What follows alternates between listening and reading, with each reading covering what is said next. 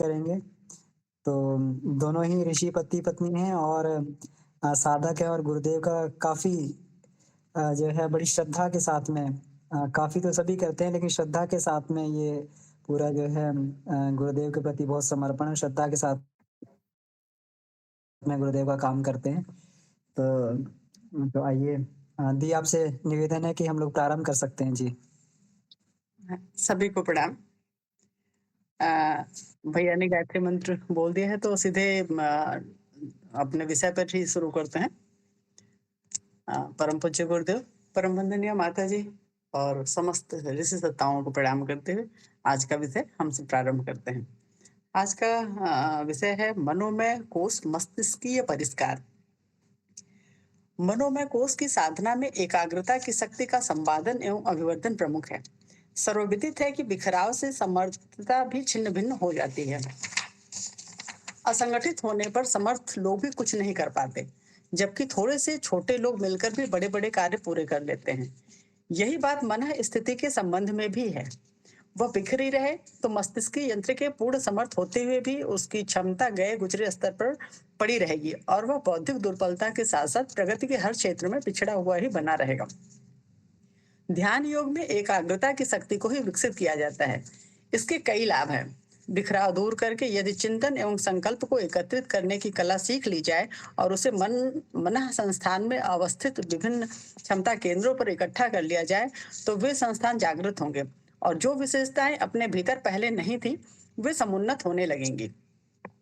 इस आधार पर स्मरण शक्ति जैसी कितनी ही क्षमताएं विकसित की जा सकती हैं।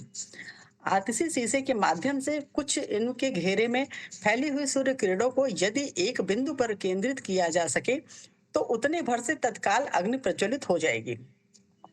उसका उपयोग करके विकराल दावानल उत्पन्न किया जा सकता है। मनुष्य की शारीरिक श्रम शक्ति और मानसिक चिंतन शक्ति की अस्त व्यस्तता ही उसे गई गुजरी स्थिति में डालने के लिए जिम्मेदार है। यदि इन क्षमताओं का सदुपयोग संभव हो सके तो उसका सत्परिणाम देखते ही बनेगा। सांसारिक जीवन में अनायास ही आकस्मिक सफलताएं तो कदाचित ही किसी को मिलती रही होंगी। सामान्यतः हर प्रगतिशील व्यक्ति को अपनी क्षमताओं को बिखराव से रोककर अभिष्ट लक्ष्य के लिए नियोजित करना पड़ता है। प्रगति की संभावना का मार्ग इसी उपाय से प्रशस्त होता है। जो अपने श्रम समय चिंतन मनोयोग दिशाधारा को किसी लक्ष्य विशेष पर नियोजित न कर सके तो वे सुयोग्य एवं साधन संपन्न होने पर भी कुछ कहने लायक सफलता प्राप्त न कर सकेंगे। इसके विपरीत स्वल्प बुद्धि और स्वल्प साधन होते हुए भी कितने ही व्यक्ति उन्नति के उच्च शिखर पर पहुंचते देखे गए हैं। सफलताओं में से अधिकांश का श्रेय कर्ता की तत्परता एवं तन्मयता पर ही निर्भर रहता है। इसी को एकाग्रता भी कहते हैं। चूल्हे पर पानी गर्म करते समय ढेरों भाप ऐसे ही उड़ती रहती है, पर यदि 2 छटाक पानी को भाप प्रेशर कुकर में ठीक ढंग से प्रयुक्त किया जाए तो उतने भर से कई आदमियों का भोजन तुरंत तुरंत पक जाता है। यदि उतने पानी में गर्मी बढ़ती रहे और भाप को निकलने का अवसर ना मिले तो कुकर फट सकता है और एक छोटा बम फटने जैसा उपद्रव खड़ा हो सकता है। भाप का बिखराव परिणाम उत्पन्न करता है। रेलगाड़ी के इंजन में बनने वाली थोड़ी सी भाप कितना बड़ा काम करती है, जबकि जहां तहां फैले पानी के ढेरों भाप ऐसे ही हवा में उड़ते और निरर्थक नष्ट होती रहती हैं। सेरों बारूद जमीन पर फैलाकर आग लगा दी जाए तो उससे उससे थोड़ी सी लपट भर उठेगी, जरा सी रोशनी भर चमकेगी, किंतु यदि उससे तनिक सी मात्रा बंदूक की नली में बंद करके चलाई जाए तो वह किसी मोटे अवतरण को चीरती हुई पार की जा सकती है। बाद में पानी भरा रहता है, पर उसमें एक छोटा सा छेद करके उसे नीचे गिराया जाए तो उतने से के दबाव के कारण बिजली घर बनने जैसे बड़े काम हो सकते हैं। ऊपर से गिरने वाले झरनों से पंचक्कियों तथा दूसरी मशीनें चल सकती हैं। बिखराव को रोकने और उसे केंद्रीयकरण की दिशा में मोड़ने से कितनी चमत्कारिक परिणाम उत्पन्न हो सकते हैं, इसे सहज भी कभी भी देखा जा सकता है। मोटी छड़ ठूसने से उतनी आसानी से गहरा छेद नहीं हो सकता जितना कि उसमें पैनी नोक निकाल देने से हो सकता है। नोक में यही विशेषता है कि एक छोटे से आधार पर दबाव की अधिक शक्ति केंद्रीभूत होती है। सुई से लेकर छेद करने के बर्मे तक इसी सिद्धांत पर बने हैं कि दबाव को पतली नोक पर केंद्रित करके उसकी शक्ति बिखराव की तुलना में अनेक गुनी बढ़ जाती है। आमतौर से जीवन की असंख्य घटनाएं विस्मृति के गर्त में चली जाती हैं, पर कभी-कभी कोई मन में चुभने वाले प्रसंग ऐसे होते हैं जो आजीवन स्मरण बने रहते हैं। कारण एक ही है, उस घटना की गंभीरता पूर्वक लिया गया, उस पर मस्तिष्क का सारा ध्यान केंद्रित हो गया। भुलक्कड़पन में मस्तिष्क की कमजोरी प्रधान कारण नहीं होती, वरन उपेक्षा पूर्वक पढ़ने की अनमनस्कता ही निमित्त होती है। यदि किसी विषय को बारीकी से, दिलचस्पी से, सावधानी के साथ पढ़ा जाए, तो वह सहज ही विस्मरण न होगा। स्मरण शक्ति की कमी शिकायतों पर यदि गंभीरता पूर्वक विचार किया जाए, तो उसके पीछे उदासीनता, उपेक्षा एवं अनमनस्कता का दोष ही उभरा दिखाई देगा। कछुए और खरगोश की प्रतिस्पर्धा में कछुए का बाजी जीत लेना इसी कारण संभव हुआ कि वह एक निष्ठा भाव से अपनी राह चलता रहा, जबकि खरगोश अधिक समर्थ होते हुए भी अस्त व्यस्त उछल कूद करते रहने के कारण लक्ष्य स्थान पर पहुंचे जाना और बाजी हार गया। नित्य 1 घंटा विदेशी भाषा सीखने में लगाते रहने के कारण विनोबा भावे 23 भाषाओं के विद्वान बन सके, जबकि हमारा घंटों का समय अस्त व्यस्तता में ऐसे ही नष्ट होता रहता है और उसका कुछ भी लाभ मिल पाना संभव नहीं हो सकता। प्रवीणता, पारंगतता, सफलता ऐसी अनेकों उत्साहपूर्वक विभूतियां वस्तुतः एकाग्रता की ही उपलब्धियां होती हैं। रुचिपूर्वक, उत्साहपूर्वक, मनोयोग पूर्वक, निष्ठापूर्वक जो भी काम करते रहा जाए, उसमें स्वभावतः प्रवीणता उत्पन्न होती चली जाएगी। योग्यता और क्षमता सभी में लगभग एक जैसे स्तर की ही होती है। अंतर थोड़ा सा ही रहता है, उसे प्रयत्न पूर्वक दूर किया जा सकता है। असफलताओं का और कोई कारण उतना नहीं होता जितना कि अनुत्साह।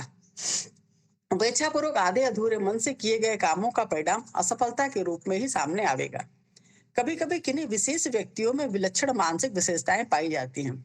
किन्हीं की स्मरण शक्ति इतनी विकसित होती है कि सामान्य लोगों के साथ उनकी तुलना करने पर आश्चर्यचकित रह जाना पड़ता है।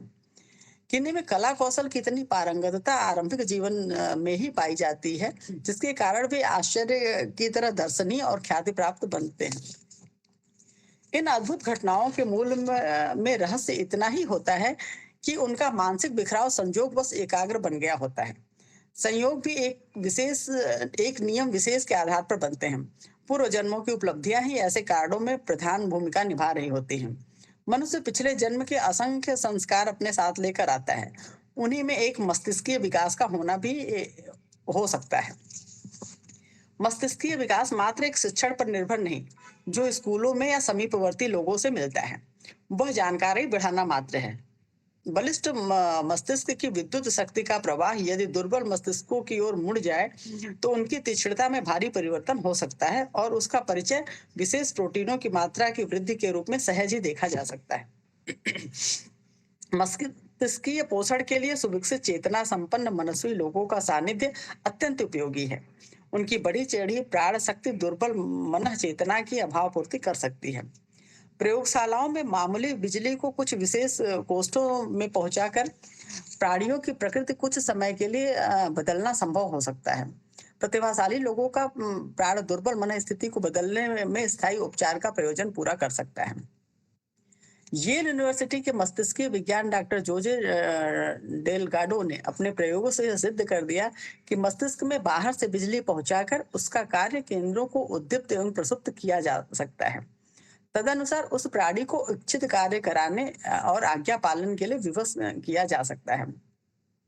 डॉक्टर जोजे ने अपने प्रयोगों में सार्वजनिक प्रदर्शनी करके दर्शकों को आश्चर्यचकित कर दिया।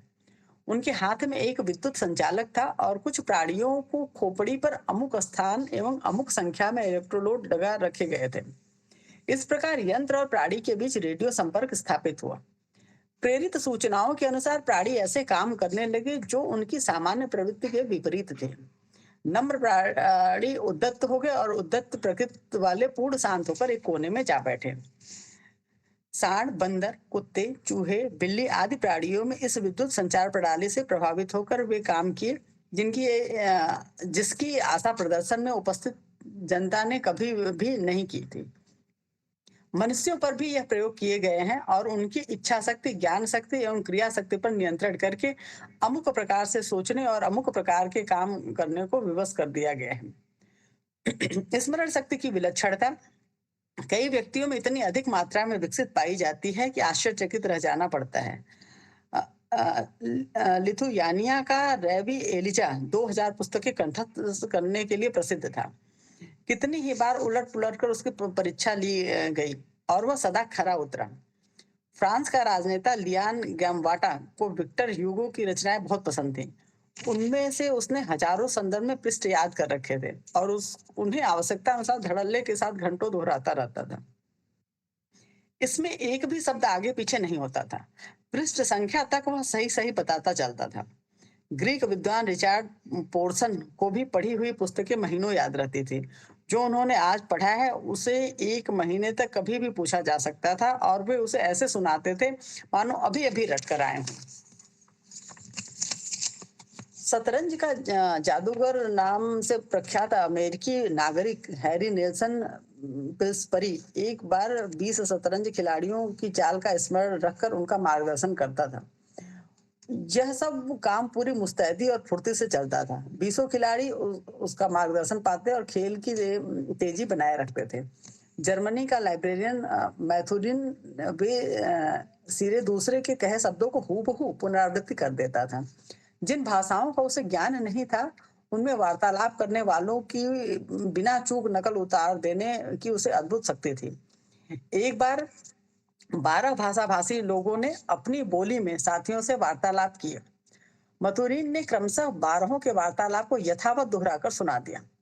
बर्मान्य का 8 वर्षीय बालक जेरा कोलबर्न गणित के अति कठिन प्रश्नों को बिना कागज कलम का सहारा लिए मौखिक रूप से हल कर देता था। लंदन के गणितज्ञों के सम्मुख उसने अपनी अद्भुत प्रतिभा का प्रदर्शन करके सबको चकित कर दिया था। हिमवर्ग निवासी जॉन मार्टिन डेस भी अति कठिन गणित प्रश्नों को मौखिक रूप से हल करने में प्रसिद्ध था। उन दिनों उसके दिमाग की गणित क्षमता इतनी बढ़ी चढ़ी थी कि आज के गणित कंप्यूटर भी उससे प्रतिस्पर्धा नहीं कर सकते थे। मस्तिष्क की अनोखी हलचलों का विश्लेषण अणु जैविकी मॉलिक्यूलर बायोलॉजी के आधार पर करते हुए स्वीडन की गोटनबर्ग यूनिवर्सिटी के जीव विज्ञानी होलगर हाइडेन इस नतीजे पर पहुंचते हैं कि मस्तिष्क को दक्ष बनाने वाले शिक्षण एवं चिंतन कार्य कोशिकाओं में महत्वपूर्ण रासायनिक पदार्थों की मात्रा बढ़ा देते हैं और वे अधिक संवेदनशील बनकर बुद्धिमत्ता का क्षेत्र विस्तार करते हैं। इससे सिद्ध होता है कि मस्तिष्कीय क्षमताओं को विकसित करने की प्रक्रिया न केवल अपने ही बौद्धिक संस्थान को परिष्कृत करती है वरन उससे दूसरों को भी प्रभावित किया जा सकता है।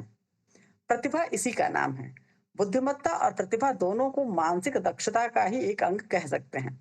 यह दक्षता जन्मजात रूप में पूर्व संचित संपदा के रूप में अनायास उपलब्ध भी दिख सकती है और उसे साधनात्मक प्रयत्नों द्वारा योजनाबद्ध रूप से बढ़ाया भी जा सकता है। मनोमय कोष के परिष्कार की साधना अपनाकर क्रमशः इस क्षेत्र में पदार्पण करना संभव होता है। ये विषय जितना इस वाङ्मय में था भैया ये पूरा हुआ। जी, जी। जी, दीदी बहुत-बहुत धन्यवाद। आदरणीय हेमंत जी भाई सबसे निवेदन है कि कृपया इसका सार कृपया हम लोग को जी जी। समझाएँगे। धन्यवाद अमित जी, धन्यवाद सुचि जी, सभी को प्रणाम। सो इसमें जो सुचि जी ने पढ़ा, मेरा जो समझ है इसमें 2-3 पॉइंट हैं। एक तो ये है कि इसमें ये लिखा कुछ प्रयोगों की बात की गई, जिसमें उन प्रयोगों के थ्रू हम देख सकते हैं कि लोगों के मानसिक क्षमता का विकास किया जा सकता है। दूसरा एक पॉइंट ये भी आया है कि कुछ लोगों में नेचुरल उनकी स्मरण शक्ति बहुत अच्छी है, या जैसे भारत में शकुंतला देवी थी, बहुत लंबे-लंबे कैलकुलेशन कर लेती थीं, तो कुछ लोगों में ये नेचुरल रहता है और काफ़ी लोग नॉर्मल जो रहते हैं जिनमें मतलब जिनको ये मनोमय कोश की साधना करनी पड़ती है। तो मैं सबसे पहले तो प्रयोगों की बात करूँगा, तो मेरी जो समझ है, मेरा ये है कि आपके हम पंचकोशी साधना करते हैं और अलग-अलग कोशों की बात करते हैं, जिसमें अन्नमय कोश है, प्राणमय कोश है, फिर मनोमय, विज्ञानमय और आनंदमय। मेरा जो समझ है, ये सारे कोश आपस में एक-दूसरे से लिंक्ड हैं। जिस तरह से हम अन्नमय कोश या जिस तरह का खाना, भोजन हम ग्रहण करते हैं, उससे आपका प्राण शक्ति पे असर पड़ता है। जिस तरह का प्राण अगर आपकी प्राण शक्ति मजबूत है, तो आपका मनोमय कोश भी मजबूत होगा। तो ये एक है कि कई बार मैंने देखा है कि जैसे कई जगहों पे किसी एक कोर्स की साधना बताई जाती है, जहाँ पे सिर्फ कहा जाता है ध्यान आप कीजिए। लेकिन मेरी जो समझ है कि उस केस में आपको सारे ये पाँचों कोर्स आपस में लिंक्ड है। आपका अगर कभी आपके मन या आपका डिप्रेशन के में कोई है तो उसका आपका अन्नमय कोश पे उसका असर दिखेगा, या अन्नमय अगर किसी को बीमारी है, ये ज्वर हुआ है या किसी तरह की बीमारी है, तो वो अपने आप वो उसका असर प्राणमय कोश और मनोमय कोश पे दिखता है। तो ये सारा लिंक्ड है, और हमारे गुरुदेव ने पंचकोशी की साधना में सारे कोषों पे बताया है, और हमें पंचकोश में सारे कोषों का हम फ़ोकस करते हैं। तो एक तो ये था, दूसरा जो है कि कुछ लोगों में स्मरण शक्ति बहुत रहती है। तो जैसा गुरुदेव ने भी लिखा है कि आपका कुछ लोगों में पूर्व जन्म के संस्कार होते हैं। वो आपका हो सकता है उन्होंने पूर्व जन्म में, और अब वो ऑलरेडी वो सारी चीज़ें कर ली हैं और वो प्रैक्टिस काफ़ी की है, और इस जन्म में उनको ऑलरेडी वो क्षमताएँ ऑलरेडी मिली हुई हैं। तो ये तो 2 तरह के चीज़ें हो गई। इसके अलावा मनोमय कोश की साधना, अगर मनोमय कोश की बात करें, तो मेरी जो अनुभूति या मेरी समझ कहती है कि मनोमय कोश का सबसे ज़्यादा जो आपका, अगर देखा जाए कि जहाँ पे विचार ज़्यादा विघटित होते हैं, उसमें आपका आता है काम, क्रोध, लोभ, ये इस तरह की जो चीज़ें होती हैं जिसके कारण आपकी मानसिक स्थिति जो होती है, आपका बिखटाव होता है। आप अलग-अलग एक तरह कंसंट्रेट नहीं कर पाते। अगर उन चीज़ों को एक साथ किया जाए, जैसे अगर एग्ज़ाम्पल लेते हैं कि काम अगर के बहुत ज़्यादा रहता है किसी में, तो आप देखेंगे कि वो आदमी किसी एक चीज़ पे फ़ोकस नहीं कर पाता, उसका ध्यान हमेशा भटकता रहेगा। तो उस केस में इन चीज़ों को कम करना एक साधना है।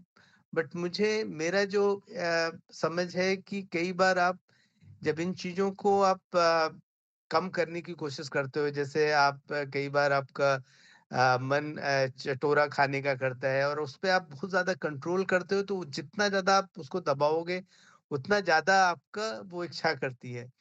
तो वहाँ पे मुझे जो लगता है कि आपका कई बार आपको मन को समझाना पड़ता है, ना कि आप उसको बहुत ज़्यादा दबाते हैं अगर, तो वहाँ पे आपको, अगर आप भगवान के पास बैठ के प्रार्थना करते हैं कि आपको कोई चीज़ में अगर आपको कम करनी है या किसी चीज़ पे कंसंट्रेट करना है, तो आप उसको दबाने के बजाय उसके जो पॉज़िटिव है, जैसे आपका काम है तो उसका कुछ पॉज़िटिव आप उसको क्वालिटी को बढ़ा दीजिए कि ताकि आपका ध्यान उधर ना जाए। तो इस तरह से आप उसको दबाने के बजाय आप उसकी कॉम्प्लीमेंट्री जो चीज़ें हैं उसको आप अगर बढ़ाएँगे, तो आसानी से आप उस चीज़ को आप अपना दिमाग उससे हटा सकते हैं। अगर मनोमय कोश की साधना, मुझे लगता है कि आपका एक तो स्पिरिचुअल वो है कि अगर आपको स्पिरिचुअल बेनिफिट चाहिए, तो आप स्पिरिचुअलिटी की तरफ वो करते हो। अदरवाइज़ अगर आप नॉर्मल देखिए कि इवन भौतिक सफलताओं के लिए भी अगर आप मन को किसी एक चीज़ पे एकाग्र करते हैं, तो आपको वो सफलता मिलती है। अगर कोई कॉम्पिटिशन की तैयारी करता है, तो उसको वो सफलता मिलती है। तो मेरा ये है कि जैसे आज की डेट में अगर हम अपनी एनालिसिस करें, जैसे गुरुदेव ने भी लिखा है कि हम अपने दिमाग का केवल 5% यूज़ करते हैं, और उस 5% में अगर आप 1 घंटे का समय देखें, तो 1 घंटे में जो आपके दिमाग में थॉट आते हैं, उसमें आपका 5 मिनट ही ऐसा होता है जिसमें आप फुल्ली अवेयर होते हो। जो आप सोचते हो और वो मतलब वही थॉट आता है। अदरवाइज़ आपका बाकी जो 55 मिनट होता है उसमें वो थॉट आते हैं, और आपको अनकॉन्शियसली आपको पता भी नहीं होता है कि वो थॉट आ रहे हैं। तो अगर वो उन थॉट्स को कंट्रोल करके किसी एक फ़ोकस चीज़ में लगाया जाए, तो आपको वो सफलता मिलेगी, चाहे वो स्पिरिचुअल पाथ हो या चाहे आपका भौतिक सफलता हो, तो वो चीज़ आपका वो विघटन जो आपका है, वो कम होगा और सफलता मिलेगी। जी, अमन भैया, मेरा ये है। जी, बहुत-बहुत धन्यवाद भाई साहब। बहुत ही आपने इसमें महत्वपूर्ण बिंदुओं को आपने इसमें रखा है और जिसको हम लोग ये कह सकते हैं कि मनोमय कोश का मनोमय कोश ही जैसे ये ये महत्वपूर्ण है क्योंकि ये साधना के बीच में आता है। 2 कोश इससे नीचे हैं, 2 कोश इससे ऊपर हैं। तो ये दोनों कोशों को जो है दोनों तरफ इसकी बहुत महत्वपूर्ण भूमिका रहती है। ऊपर आत्मा की प्राप्ति में, परमानंद की प्राप्ति में भी और इधर नीचे वाले कोशों पर भी इसकी महत्वपूर्ण छाप रहती है, इसकी भूमिका रहती है। तो ये एक महत्वपूर्ण कोश अपने आप में हुआ और दूसरा जो आपने कहा कि मन को जहाँ तक हम लोग ये लेके चलते हैं, तो मनोमय कोश तो बिल्कुल इस तरीके से हो गया कि मन का कोई विशेष कहा जाए कि विशेष एक बहुत बड़ा पॉइंट मन का नहीं है। मन जो है पूरे शरीर में व्याप्त है। वो किस तरीके से व्याप्त है कि हर एक बॉडी सेल सेल का अपना एक माइटोकॉन्ड्रिया है, अपना एक एक ब्रेन है, अपना एक कार्य करने की पद्धति है। और उस बॉडी सेल वो एक अपना बॉडी सेल इतना सूक्ष्मता से और इतनी जो है विधि व्यवस्था से कार्य कर रहा है कि वो उसमें एक सेल में ही जो जिसको बोलते हैं कि लाखों डीएनए की यूनिट्स होती हैं। उसमें जो है हज़ारों जीन्स होते हैं, तो वो सबको व्यवस्थित कर रहा है। एक ही सेल पूरे-पूरे व्यवस्थित कर रहा है। अगर देखा जाए सूक्ष्मता से देखा जाए, तो पूरी की पूरी एक एक छोटी-सी दुनिया पूरी उसमें छोटा-सा ब्रह्मांड पूरा सेल में भरा हुआ है। तो अपने अपने में एक बहुत बड़ी कंट्रोलिंग एंटिटी है। तो इसका मतलब कहीं न कहीं तो कंट्रोल कर रहा है। तो वहाँ पर भी एक मस्तिष्क अवस्थित है, वहाँ पर भी एक मन अवस्थित है। तो मनोमय कोश तो पूरा सबका रिज़ल्टेंट हो गया। हम लोग मान लेते हैं कि इसका आज्ञा चक्र इसका प्रवेश द्वार होता है, आज्ञा चक्र इसका जो है केंद्र बिंदु है। लेकिन पूरा का पूरा मन जो सब जगह व्याप्त है, पूरा का पूरा रिज़ल्टेंट जो हमारा मन मलता है, उसी को मनोमय कोश बोलते हैं। और ये बिल्कुल ठीक कहा आपने कि इसको जो है मन को कभी भी हम मन से डायरेक्ट टक्कर नहीं दे सकते। मन से कभी भी डायरेक्ट नहीं जीता जा सकता क्योंकि मन बहुत ही काल्पनिक है। इसकी कल्पना शक्ति बहुत ही ज़बरदस्त है और किसी भी चीज़ को अगर हम जो है नेगेट करना चाहें तो जानबूझ के जो मन उसको उसको हमारे सामने ला कर और उतनी तेज़ी से जो है हमारे सामने उसको प्रस्तुत करता है। उतनी ही मजबूती से उसको सामने लाके प्रस्तुत करता है। तो इसलिए हमें अपनी दिशा धारा को मोड़ना पड़ता है ताकि मन की दिशा मुड़ जाए। मन को किसी प्रकार से हमें समझा के जैसे आपने बताया कि उसको समझा के मोड़ना पड़ता है, तो यही एक रास्ता है और सभी योगियों ने इसी रास्ते को अपनाया, कोई भी डायरेक्ट मन से नहीं लड़ा। सब लोगों ने कोई न कोई आदर्श पकड़ कर जो है और वहाँ पे मन की पूरी शक्ति को लगा दिया, ना कि वो जो है डायरेक्ट किसी से टक्कर जिन लोगों ने लेने की कोशिश भी उन्हें जो है वो करना पड़ा, अंततः जो है ये करना पड़ा। अंततः ये शमन का ही रास्ता जो आता है और विवेक के ही रास्ते से मन को दिशा दी जा सकती है, बुद्धि के रास्ते से मन को दिशा दी जा सकती है, क्योंकि बुद्धि ही मन के ऊपर आधिपत्य स्थापित कर सकती है अपना, क्योंकि बुद्धि ही मन से परे है। भगवान कृष्ण बोलते हैं कि मन से परे बुद्धि है, बुद्धि से परे आत्मा है और बुद्धि को आत्मा अगर दिशा देती रहे, तो बुद्धि प्रज्ञा बुद्धि बनी रहती है। और बुद्धि मन पर नियंत्रित करके उसको सन्मार्ग में लाने में इसकी बहुत बड़ी भूमिका रहती है। पिछले दिनों हमने ये चैप्टर पढ़ा भी था, विवेक बुद्धि का इस पे अंकुश रहे। तो ये बहुत ही महत्वपूर्ण आपने इसमें बातें रखी और दूसरा जो है एक बात और बहुत बढ़िया इसमें बात बताई कि बहुत सारे लोगों को पिछले जन्मों की क्षमताएँ होती हैं, उनको पैदाइशी क्षमताएँ होती हैं। तो ऐसा नहीं है कि वो जो है क्योंकि गुरुदेव यहाँ पर ये कह चुके हैं कि यहाँ पे कोई चमत्कार जैसी चीज़ नहीं होती है। यहाँ पर कोई भी चमत्कार जैसी चीज़ नहीं है। ये तो जो भी विशेषताएँ हैं, ये केवल और केवल विशेषताएँ व्यक्ति को प्रयत्न से प्राप्त होती हैं। प्रयत्न से विशेषताएँ प्राप्त होती हैं और हो सकता है जिसको हम कह रहे हैं कि उसको जन्मजात मिली है, उसने उसने पूर्व जन्म में इसके लिए बहुत कठिन तपश्चर्या की हो, जो उसको क्योंकि ये तो एक ऐसी शक्ति है मन तो एक ऐसी एंटिटी है, मन एक ऐसी शक्ति है, प्रतिभा ऐसी होती है कि वो व्यक्ति के साथ में चलती रहती हैं, जीवात्मा के साथ में चलती हैं और अगले जन्म में भी प्रकट हो जाती हैं।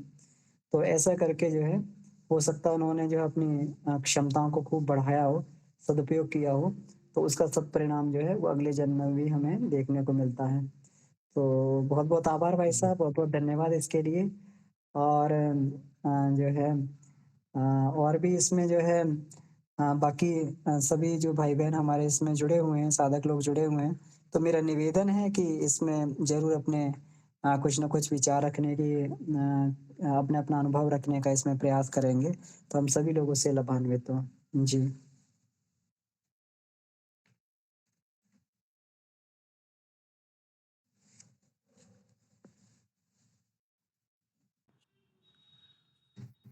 भैया मुझे लगता है कि जो पूर्व जन्म वाला इसमें गुरुदेव ने ये दिया है, ये ऐसे सामान्य तौर पे भी देखने को मिलता है। जैसे लोगों में जो इतनी विविधता होती है कि कोई अपने से इतना विवेकवान होता है, कोई बहुत दिमागी रूप से स्मार्ट होता है। मतलब बहुत सारा ये दिखता है और ये लगता है कि ये मतलब इनके अंदर जन्मजात आया है। तो जो हमारा सद कहते हैं कि सूक्ष्म शरीर के साथ हमारे कर्म ट्रैवल करते हैं, तो वो मुझे लगता है यही चीज़ होती होगी जो कि इस जन्म में शरीर के साथ हमें मिल जाती है उपलब्धि के तौर पे। किसी-किसी को देखिए कोई चीज़ बहुत कम मेहनत करके ही उस क्षेत्र में बहुत प्रगति कर जाते हैं। तो कई बार ये लगता है कि शायद इनकी इस क्षेत्र में पहले से उपलब्धि होगी, तभी इतना इस तरीके से आगे बढ़ रहे हैं।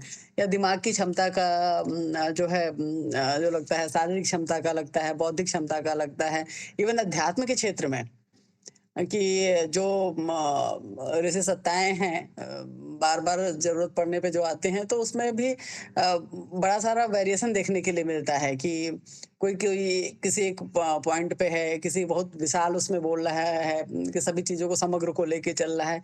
तो इसमें ये बात तो मुझे मतलब बड़ा इस पे सत्य पे बड़ा वैसा विश्वास है कि हमारा जो कर्म है, वो हमारे साथ चलता रहता है। तो अभी हम जितनी भी मेहनत करेंगे, भले आज की डेट में लग रहा हो कि अध्यात्म में या भौतिक जीवन में जो भी जहाँ पे भी असफलता लग रही है, तो पूर्व जन्मों के कर्मों के हिसाब से शायद उसका रिज़ल्ट नहीं मिल पा रहा होगा।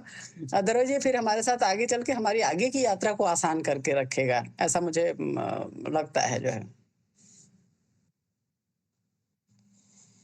बिल्कुल दीदी, आपने बिल्कुल सही कहा क्योंकि ये तो क्षमताएँ, प्रतिभा और संस्कार ये तो आत्मा के साथ में जुड़े हुए हैं और विशेष बात आत्मा अपनी वृत्ति को और संस्कार को लेके चलती है। तो जो वृत्तियाँ जो हम लोग ये कह रहे हैं कि वृत्तियाँ जो होती हैं, वृत्तियाँ सत्प्रवृत्तियाँ भी होती हैं और दुष्प्रवृत्तियाँ भी होती हैं।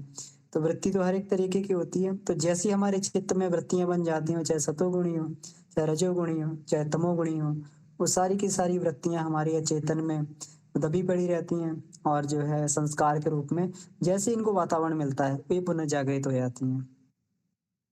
तो और ये बिल्कुल सही बात है कि गुरुदेव ने भी इसमें कहा है कि योग्यता और क्षमता को देखा जाए तो बहुत लोगों में हम लोग तो ये कहते हैं कि लोगों की जो है इसमें क्षमताओं में कोई बहुत बड़ा फ़र्क होता है, लेकिन गुरुदेव कहते हैं कि जो लोगों की क्षमताएँ होती हैं, उनमें कोई बहुत ज़्यादा विशेष फ़र्क नहीं होता है।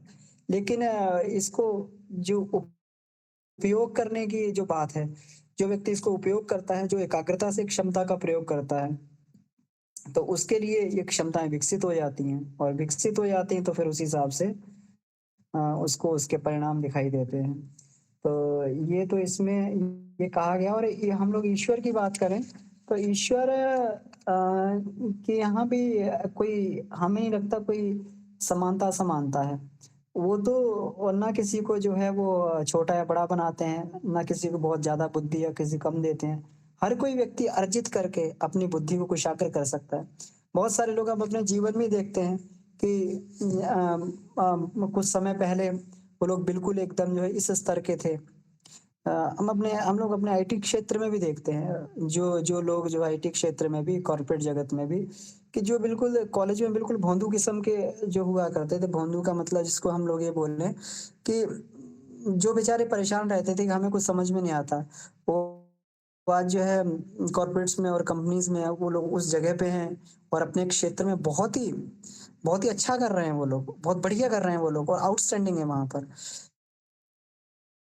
इसका मतलब कुछ ना कुछ तो उन्होंने किया ही है। जी, और ये सब करने से ही ये बनता है और यही क्षमताएँ व्यक्ति आगे चलती रहती हैं। हाँ, भई इसमें अभी इसमें गुरुदेव किसमें था आनंद स्वामी का ही शायद है या किसका है, कुछ आनंद करके ही नाम है। उनका था कि बचपन में उनको बहुत दिक्कत होती थी, उनको कुछ नहीं याद होता था और भाई-बहन हम छोटे थे सब लोग उनको एक नहीं होता कि जो बच्चा थोड़ा वैसा रहे तो उसको नेग्लेक्ट करते रहते हैं, यार तुमसे कुछ नहीं होगा, जाओ भैंस चराओ, ये करो, वो करो, वैसे करके। तो उनके यहाँ पे कोई गाँव में कोई संत आए थे, तो उनकी ड्यूटी लगा दी गई कि अच्छा तुम इनको ना खाना ले जाके पहुँचाओगे। तो वो खाना लेके जाते थे, एक दिन बड़े दुखी थे। तो वो पूछे संत पूछे कि क्या हो गया, तुम इतना दुखी क्यों हो? तो पहले बता नहीं रहे थे, फिर बताए गए कि एक्चुअली मेरे दिमाग को चढ़ता नहीं, आज भैंस लेके गया था, भैंस को मैं भूल गया, वो पता नहीं कहाँ चरा के चली गई, तो घर में बहुत डाँट पड़ी है, मार पड़ी, जो भी बताया उन्होंने। तो उन्होंने कहा कि बेटा ऐसा है तो कितने बजे उठ जाते हो? तो बताया सुबह, तो बोले कि तुम ना गायत्री मंत्र जपा करो। तो कहे कि ठीक है। तो गायत्री मंत्र जपने लगे, फिर 1-2 दिन बाद तो कहे चल रहा है? बोले हाँ, चल तो रहा है, लेकिन मुझे नींद आ जाती है।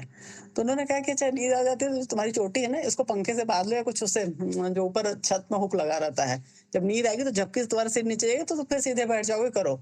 वही बच्चा बाद में आगे चल के आनंद स्वामी या कुछ आनंद ऐसे करके, मुझे एग्ज़ैक्टली नाम नहीं याद आ रहा है, वो बन के प्रसिद्ध हुए।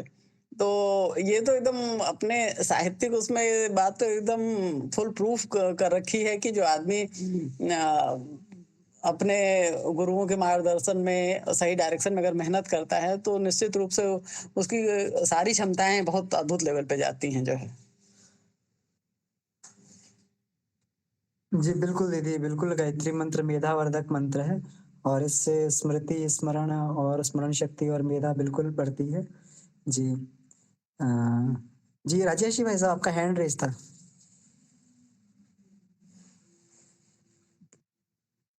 जी, जी राजेश भैया। भाई साहब। जी भैया, नमस्ते। सभी जी साधकों भैया को प्रणाम। प्रणाम। एक प्रश्न है व्यवहारिक रूप से, जो प्रैक्टिकली हम लोग मन के ऊपर जो अपना एक नज़र रखते हैं या अवेयरनेस रहती है मन के ऊपर, तो इसके कई तरह के गुण एवं स्वभाव हैं। उसमें से एक स्वभाव जो है क्रोध होना, क्रोध का आना। तो हम क्रोधित हो जाते हैं, तो उस समय हमारा सारा कॉन्शसनेस जो है वो समाप्त हो जाता है। हमें ये पता नहीं रहता कि हम क्यों ये बात आई और किस बात से हम कहाँ तक पहुँच गए क्रोध में, और क्या-क्या एक्शंस हमने कर दिए। फिर जब क्रोध शांत होता है, फिर उसको जब पूरी बातों को रिव्यू करते हैं, तो वहाँ पे पता चलता है कि ये तो बड़ा गड़बड़ हो गया। तो भैया, सबसे पहली चीज़ ये, प्रश्न मेरा ये है कि क्रोध का उद्गम क्यों हुआ? कैसे हुआ? मन में ये किस प्रकार से क्रोध उठता है? दूसरा, जब ये क्रोध की जो अवस्था रहती है, उस दौरान हम क्यों अपने कॉन्शसनेस को मतलब जागृत नहीं रख पाते, या हमें नहीं पता चलता कि हम क्रोधावस्था में क्या-क्या बोले जा रहे हैं या किए जा रहे हैं। और तीसरा कि ये कैसे आदमी आत्म नियंत्रण रखे वैसी परिस्थितियों में, और किस प्रकार से क्या प्रैक्टिस करे कि इसकी उत्पत्ति, मतलब क्रोध कम से कम आए लोगों को, या मतलब अपने जीवन से इसका उन्मूलन कर दें हम लोग। क्या कुछ प्रक्रियाएँ हो सकती हैं इसमें? जी, यही प्रश्न भी है मेरा।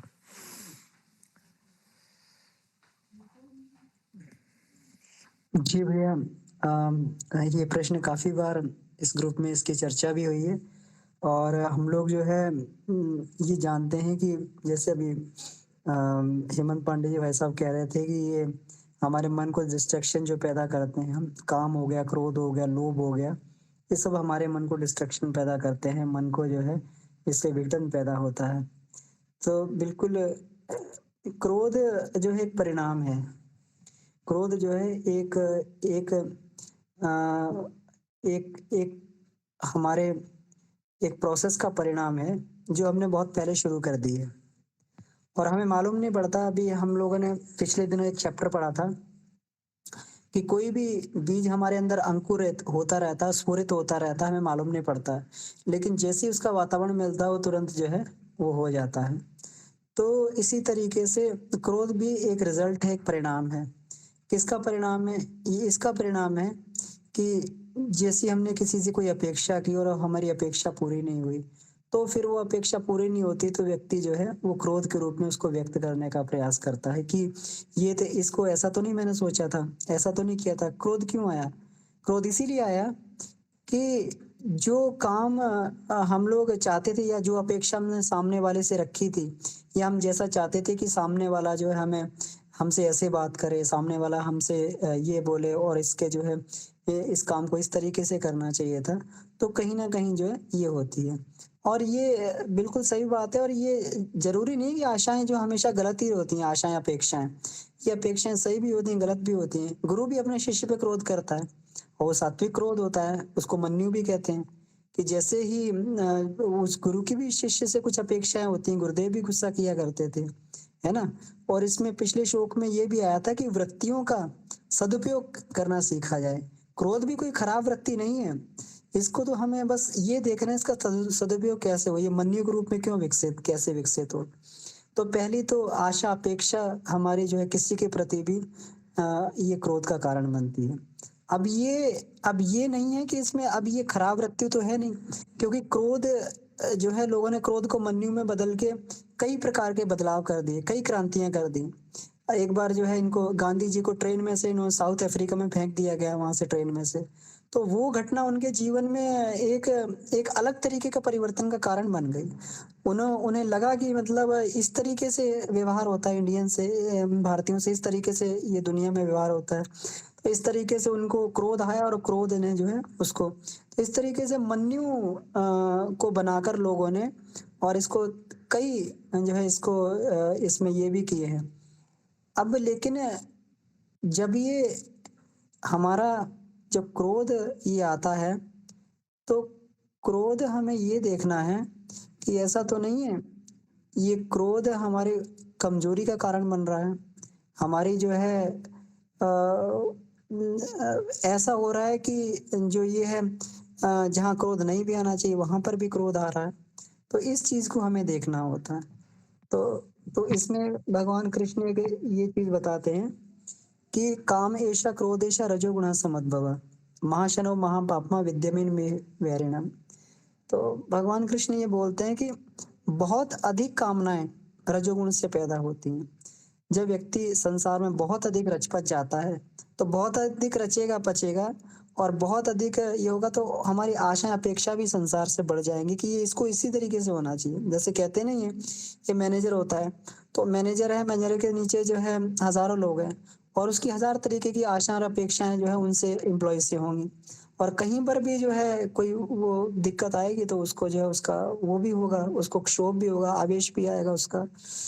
तो इसके जितनी हमारी अपेक्षाएँ बढ़ती चली जाती हैं, तो उतना जो है ये हमारा ये क्रोध के चांसेस बढ़ते चले जाते हैं कि उतनी फ्रीक्वेंसी इसकी बढ़ती चली जाती है कि हम कितनी अपेक्षाएँ इसको ये बोला है काम ऐशा क्रोध ऐशा कि जितनी हमारी कामनाएँ होती हैं, कामना से अपेक्षा पैदा होती हैं और अपेक्षा में जब विघ्न पड़ता है, अपेक्षाएँ पूरी नहीं होती तो क्रोध उत्पन्न होता है।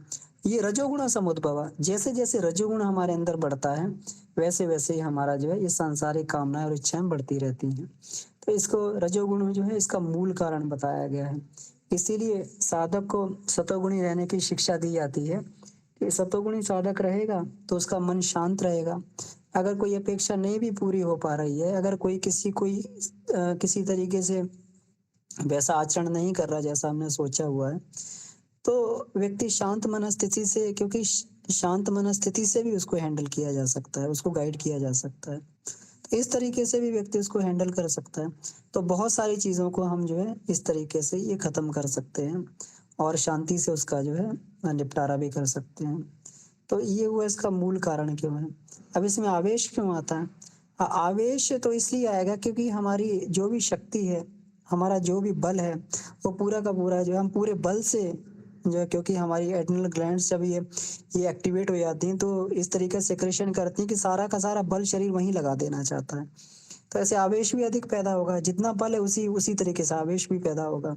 तो ये फिर उतना व्यक्ति आवेशित हो जाता है और कम करने के लिए तो इसको एक ही माध्यम है, इसको जो है हम लोग जितना जो है क्योंकि बुद्धि ही इसको नियंत्रित कर सकती है, विवेक ही इसको नियंत्रित कर सकता है और विवेक तब रहेगा जब व्यक्ति शांत स्थिति में रहेगा।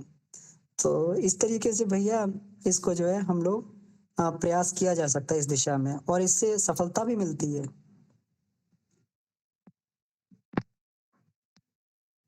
मेरे ख्याल से अमन भैया जो क्रोध है दिखाना एक और एक कंपल्सिव जिसको कंट्रोल ना कर पाना मैक्सिमम टाइम हम क्रोध आता है तो कंट्रोल नहीं कर पाते वो मेरे ख्याल से वो जहाँ पे अवेयरनेस की कमी रहती है कि क्रोध आया है अपेक्षा है नहीं भी हम तुरंत चिल्लाने लगते हैं, तो वो उसके बजाय अगर क्रोध आ रहा है उसको दिखाने का वो किया जाए, लेकिन क्रोध ना आए अंदर से, तो वो एक मेरे ख्याल से है कि अगर उसको सीखा जा सके तो वो सबके लिए अच्छा होगा। जी, बिल्कुल भाई साहब, तो उसके लिए तो यही है कि समुद्र की तरीके से ऊपर तो लहरें ऊपर खूब उठ रही हैं, लेकिन अंदर से समुद्र शांत है पूरा। हाँ। तो ये भी साधना से ही ऐसा संभव हो सकता है, मुझे ये लगता है। और गुरुदेव भी इसी तरीके क्रोध किया करते थे, वो दिखाते भर थे, लेकिन अंदर से बिल्कुल एकदम उनके अंदर जो है ये पूरा का पूरा मातृत्व भाव और स्नेह उनके अंदर रहता था। जी।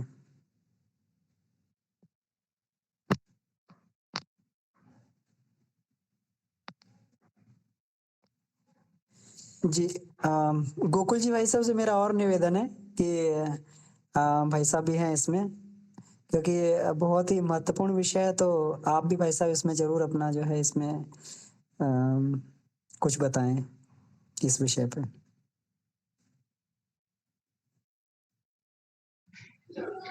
प्रणाम भैया सबको। बहुत अच्छा डिस्कशन चल रहा था तो उसका आनंद ले रहा था। राजेंद्र गोयल जी को भाई साहब को हैंड रेज है। भाई साहब आप बताइए हैंड रेज आप कर रखे हैं, पहले बताएं। जी भैया प्रणाम। जी भैया भैया प्रणाम। क्रोध के संबंध में तो मेरा बड़ा कटु अनुभव है और बड़ा लंबा अनुभव ये रहा कि बात बात पे क्रोध करना जो है कुछ ऐसा अपना व्यवसाय रहा है, कुछ ऐसा संपर्क रहा है और अब क्रोध में मतलब 75% तक कंट्रोल हो गया। उसका अभ्यास करना पड़ेगा। जो ये बात आई ना, भैया ने कहा क्रोध क्यों आ जाता है, तो वो चूंकि शुरू से एक हमने अपना जो अनुभव देखा कि शुरू से एक जो आदत बनी हुई है वो इतनी जल्दी समाप्त नहीं होती है। तुरंत बात आती है, तुरंत क्रोध आता है, बाद में होता है कि ये गलती हमने क्यों की। तो वो अभ्यास करते करते करते करते जो है, और ये इसका स्वाध्याय और सत्संग का बड़ा इस पे प्रभाव पड़ा कि धीरे धीरे धीरे धीरे अपनी वाणी पे कंट्रोल होता चला गया। तो हमने देखा कि वो चीजें जो अचानक आ जाती है वो अभ्यास से ही खत्म होगी।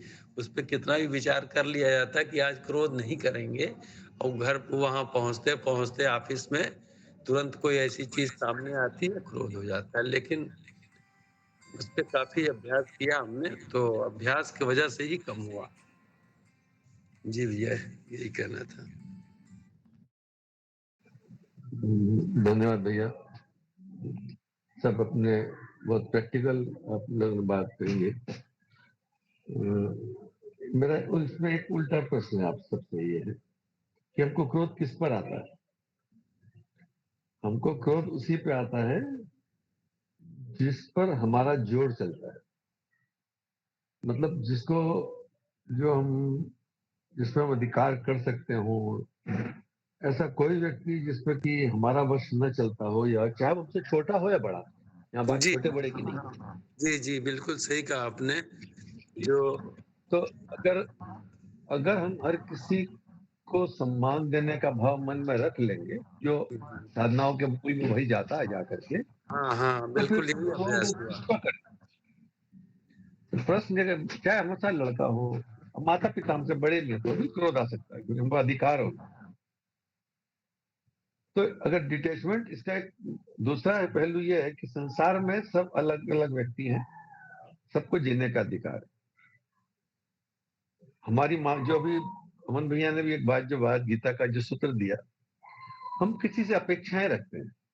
इतना हमारी पत्नी है, हमारा भाई है, हमारा लड़का है, हमारा सबॉर्डिनेट है, हमारा बॉस है, हमारा ये पड़ोसी है, ये इसको इतना तो करना ही चाहिए।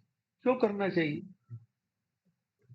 उसको जचेगी तो करेगा, नहीं जचेगी तो नहीं करेगा।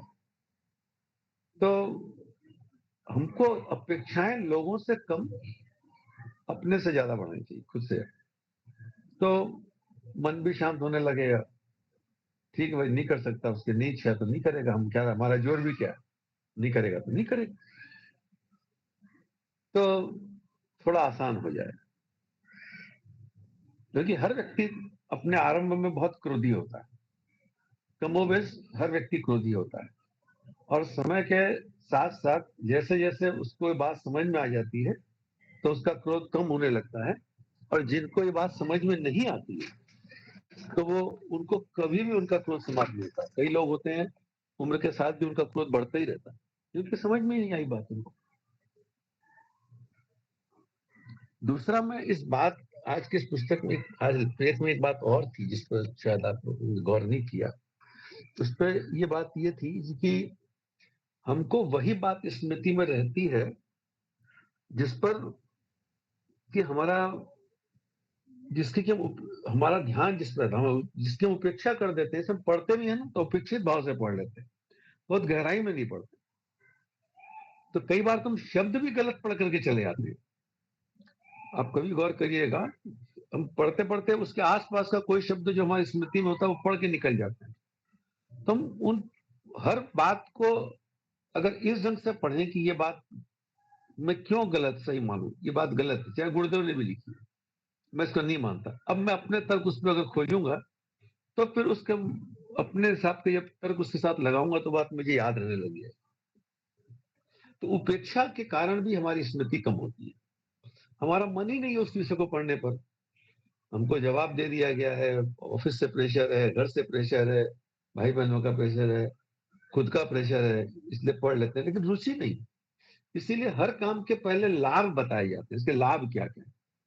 पंचकोश साधना में भगवान शंकर माता पार्वती के साथ संवाद में पहले उनके लाभ बताते हैं, इसके लाभ ये है, तब इसके उपाय की बात होती है। जब ये लाभ है, अब ये पाना है कि नहीं पाना है। अगर लाभ पाने की हमारी इच्छा नहीं हो तो कितने भी लाभ हो हम कोई भी काम नहीं कर सकते, चाहे कितना भी आसान काम क्यों हो। उस लाभ को पाने की हमारी इच्छा होगी तो कठिन से कठिन काम भी हम कर लेंगे। तो पहले उसके लाभ पे हमको सोचना चाहिए, इसके लाभ क्या है, हम क्यों करें। अच्छी बात है तो भी हम क्यों करें। तो उसके जब लाभ हमको अगर समझ में आने लगेंगे तो उसके लिए अपना समय भी निकालेंगे, अपने साधन भी निकालेंगे, मेहनत भी करेंगे, सब कुछ करेंगे।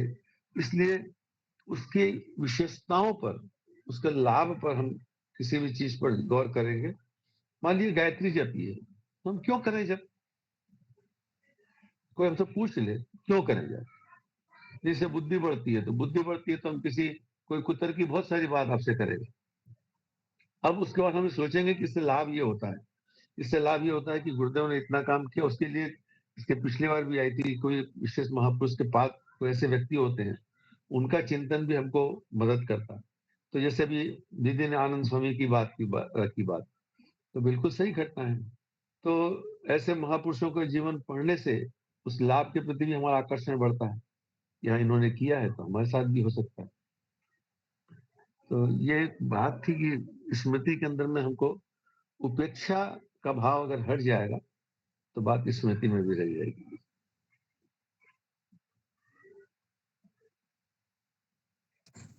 भाई साहब इसमें जैसे एक मेरा खुद का इसमें ये है कि कई बार हम लोग मानते हैं गुरुदेव का स्वाध्याय जो है हम लोग जितना हमारा श्रद्धा के बल पे हम लोग ये स्वाध्याय करते हैं तो हमें लगता है उपेक्षा का भाव तो नहीं रहता है, लेकिन फिर भी कहीं ना कहीं मानसिक परिस्थितियां कभी-कभी इस तरीके से बन जाती हैं कि वो एकाग्रता ना होने से जो है ना चाहकर उपेक्षा होने लगती है। जबकि श्रद्धा हमारी पूरी बनी हुई है वहां पर और हम चाहते हैं कि उसको पूरा ये श्रद्धा अलग तत्व है, श्रद्धा है, लेकिन मानसिक और बाहरी परिस्थितियों के कारण भी कई बार उपेक्षा मतलब कि उससे ज्यादा इंपॉर्टेंट सब्जेक्ट हमारे पास है होती है। मान लीजिए कि ये हम पुस्तक पढ़ रहे हैं, गुरुदेव पर भी श्रद्धा है, इसकी आवश्यकता है, पर उस दिन उस समय किसी और विचार और ज्यादा गहराई के साथ हमारे साथ है, इसलिए उसको प्रधानता दी गई है, इसलिए ये उपेक्षित हो। उपेक्षा मतलब इसको नकारना नहीं है।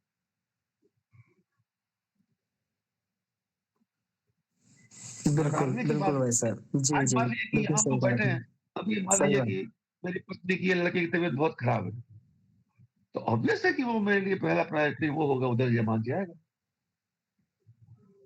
तो इसका मतलब ये नहीं कि मैं इसको उपेक्षा मतलब इसको नकार रहा हूँ। जी प्रायोरिटी सही बात है प्रायोरिटी बिल्कुल अच्छा सब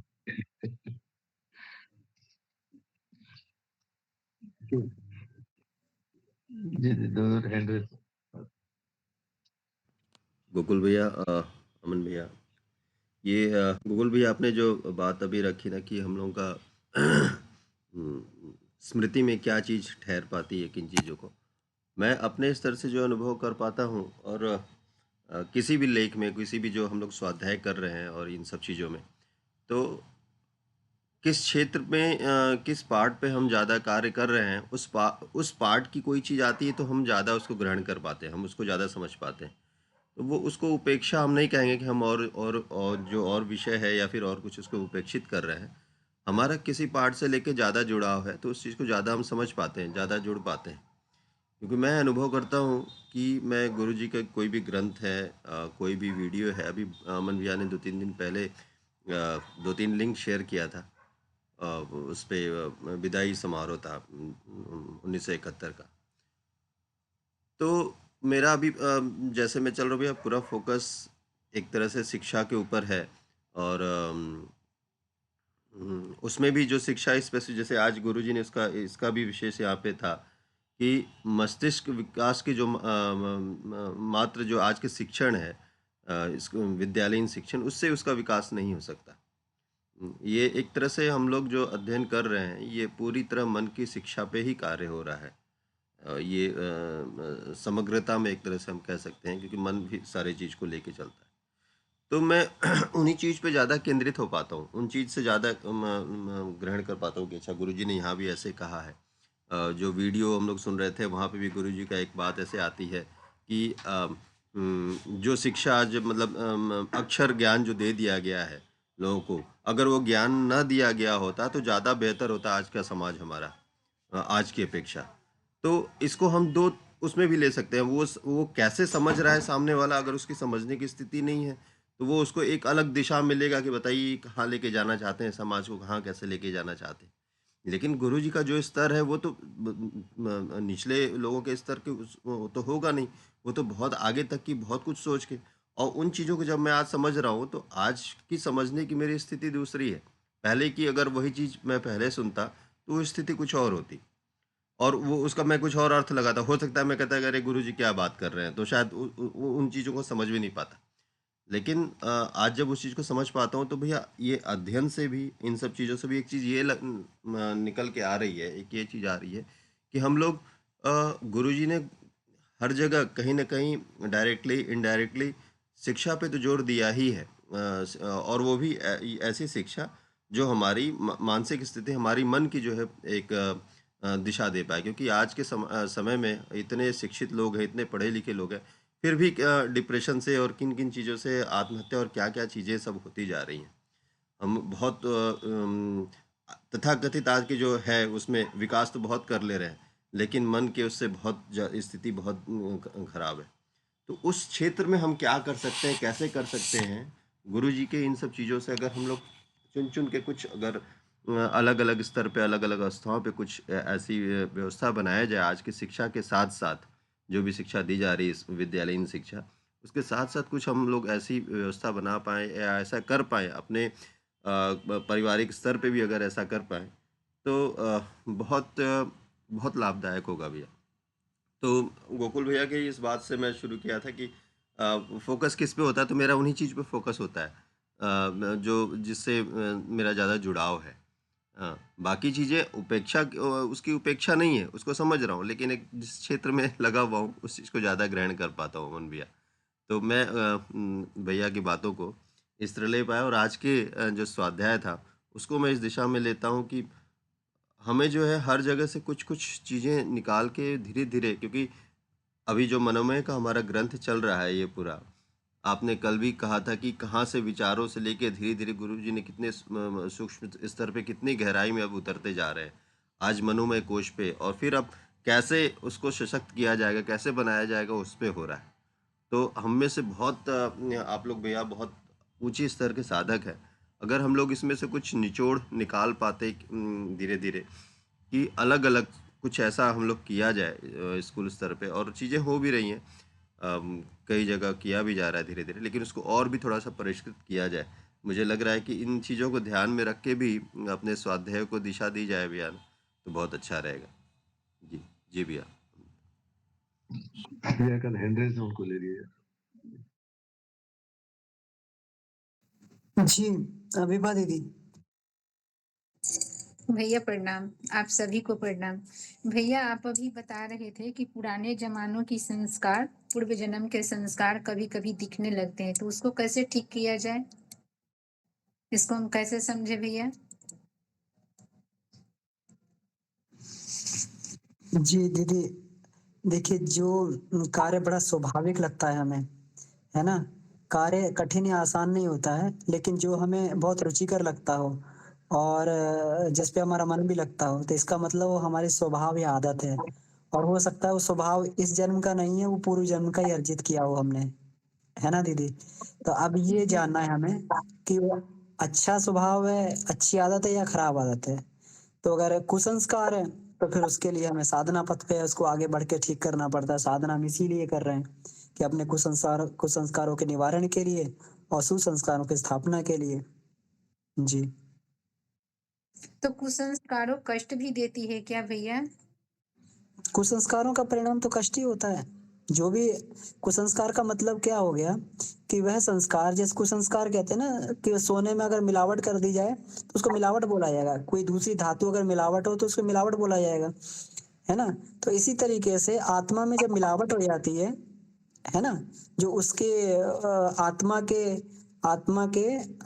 गौरव के अनुरूप ना हो, है ना? और वो चीज़ें अवांछनीय चीज़ें आगे घुस जाएँ, इसको अवांछनीय बोलते हैं। तो मिलावट मानी जाएगी वो। तो उसको मिलावट को शुद्ध करने के लिए जैसे सोने को, लोहे को शुद्ध किया जाता है, तब उसका उपयोग किया जा सकता है। तो इसी प्रकार से हम लोग जब तक अपने आप को परिष्कृत नहीं करेंगे, तब तक हम सच्चे मनुष्य नहीं बन सकते हैं। जी भैया, समझ गए, लेकिन हमें करना क्या पड़ेगा? ये तो हमें बिल्कुल क्लियर हो गया। लेकिन अब हम क्या करें? जैसे आगे बिल्कुल जिस प्योर थे, तो अब मतलब थोड़ी-थोड़ी कभी-कभी कष्ट हो जाती है भैया। तो हुँ। फिर कैसे करें कि हाँ, तो बिल्कुल यही अब मतलब बहुत जल्द ठीक हो जाएँ? देखिए दीदी, पहली बात तो धैर्य रखना हम लोग इसमें चालू करें। जल्दी तो कुछ भी नहीं होता है ना? जी। हुँ। इसमें साधना की पहली शर्त जो हमने इसमें पढ़ा था इसमें युगदृष्टा का जीवन दर्शन में कि साधक के लिए पहला नियम है धैर्य। अगर धैर्य हमारा गड़बड़ा गया तो इसका मतलब पहली सीढ़ी से साधक फिसल गया। तो धैर्य रख के और फिर इनके इनके लिए जो है हम लोग और कर ही रहे हैं, हम लोग साधना कर रहे हैं ना? साधना कर रहे हैं, साधना में क्रिया योग भी करते हैं, जप भी करते हैं, ध्यान भी करते हैं, आसन प्राणायाम भी करते हैं, अपना स्वाध्याय भी करते हैं, अपनी अपनी दुर्बलताओं से लड़ते भी हैं, यही सब कुछ करते हैं हम लोग। इसका मतलब भैया कि सब बढ़िया है, सब कुछ अच्छा होगा। हाँ, सब कुछ अच्छा होगा। अगर हम लोग जो है गुरुदेव के बताए हुए मार्गदर्शन में चल रहे हैं, भले ही हमारी प्रगति डेसिमल में हो लेकिन सब कुछ बढ़िया होगा। बहुत-बहुत धन्यवाद भैया, प्रणाम। आप जी, सभी जी। को प्रणाम। जी, प्रणाम। ये सुशील जी का भी हैंड रेज़ था। निकल गई। सुशील जी। सुशील जी जो आज भाषण कर अच्छा, रही थी। शुचि दीदी का हैंड रेज़ था। पहला हैंड रेज़ था, विशाल जी का। शुचि दीदी। अच्छा, शायद शुचि दीदी लीव कर गई हैं। जी, जी, जी।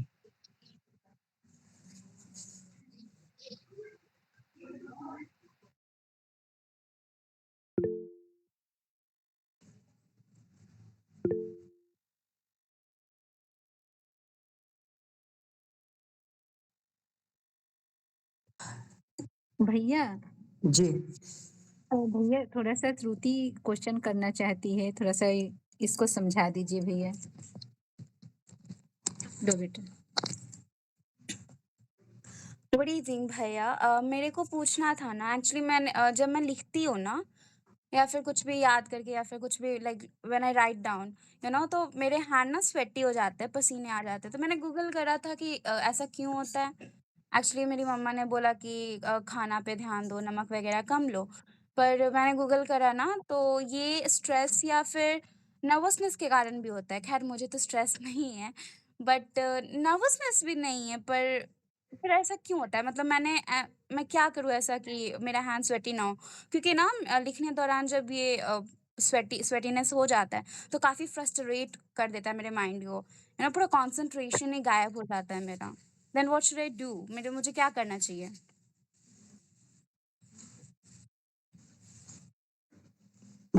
देखिए दीदी, इसमें जब हम लोग बचपन में लिखा करते थे, तो बहुत-बहुत लिखना पड़ता तो हाथ तो हमारे भी स्वेटी हो जाते थे, है ना? हुँ, हुँ। लेकिन कभी मैंने इसको परेशानी के तरीके से नहीं देखा इसको। तो ये तो बिल्कुल एक तो ये मेहनत करने का चिन्ह है ना?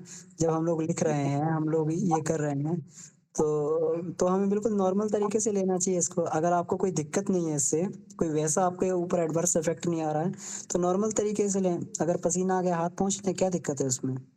नहीं, मुझे ऐसे कोई दिक्कत नहीं है, सॉरी टू इंटरप्ट, मुझे कोई दिक्कत नहीं है, पर हुँ। लाइक एग्ज़ाम में लिखने वक़्त तो आप बार-बार हाथ ही पोंछते रहोगे, फिर वो टाइम निकल जाएगा। वो इट टेक टाइम्स ना, इसलिए तो आई जस्ट वांट मुझे इससे छुटकारा पाना है, क्योंकि एग्ज़ाम्स में तो भाई पसीने पसीने पोंछूँ कि मैं लिखूँ, या मैं सोचूँ कि मुझे क्या लिखना है।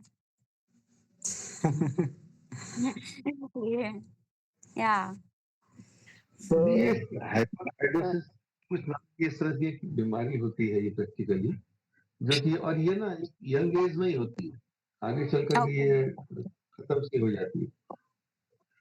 तो आप किसी अच्छे डॉक्टर से एक बार कंसल्ट कर लें, या कोई अच्छे होम्योपैथी डॉक्टर आपके आसपास में हो तो उससे कंसल्ट कर लें। ये केवल शरीर के हार्मोन्स का ही रसायन का ही खेल है पूरा, उससे ज्यादा ये कुछ है अ, नहीं। और ये यंग एज में होती है, बाद में नहीं रहती है, जहाँ तक मैंने इसको पढ़ा जाना है। क्योंकि यंग एज में उत्तेजना शरीर में ज्यादा रहती है। उत्तेजना मतलब केवल गुस्सा या एक्साइटमेंट वो नहीं होता, टोटल एनर्जी उसमें ज्यादा होती है, उस कारण भी ऐसा कुछ। ओके।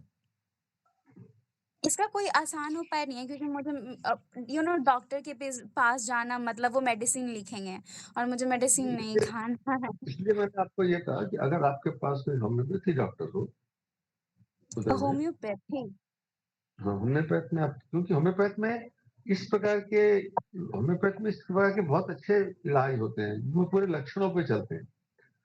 होम्योपैथी का ओके। बेसिक कॉन्सेप्ट ये होता है कि जो रोग होता है उससे ही रिलेटेड जर्म्स बॉडी में देते हैं, तो बॉडी अपनी एंटीबॉडीज क्रिएट करके उसको मारती है, उसको खत्म करना सीख जाती है, और वो धीरे धीरे उन चीजों को भी खत्म कर देती है। ये बेसिक कॉन्सेप्ट होम्योपैथी का है। और वो सिम्टम्स और आदमी की मेंटेलिटी पे ज्यादा, इसलिए आपसे होम्योपैथी डॉक्टर बहुत तरह तरह के क्वेश्चन करेगा। खट्टा अच्छा लगता है, मीठा अच्छा लगता है, दिन में अच्छा लगता है, रात में अच्छा लगता है, कब होता है कब नहीं होता है, वो आदमी लक्षण है। तो आप किसी अगर होम्योपैथी अच्छा डॉक्टर होता तो ट्राई कर सकते हैं ये का। ठीक है, थैंक यू सो मच। बिल्कुल जी। प्रणाम सभी को। इसमें आइस भी हाथ में घसने से बर्फ को ना ठीक हो सकता है बच्चे। दोपहर के टाइम में आप बर्फ को हाथ में घसेंगे तो थोड़ी देर तक, डेली थोड़ा 5 मिनट 10 मिनट ऐसे, तो उससे फायदा होता है। अब आइस क्यूब्स को हाथ में पाम्स में हाँ, हथेलियों जहाँ पे। जहाँ से आपका ओके। हाँ हथेली में पसीना आ रहा है वहां पे हम्म। वहां पे आप ओके। घस के देखो, तो फायदा हो। फाइन, ठीक है, थैंक यू सो मच।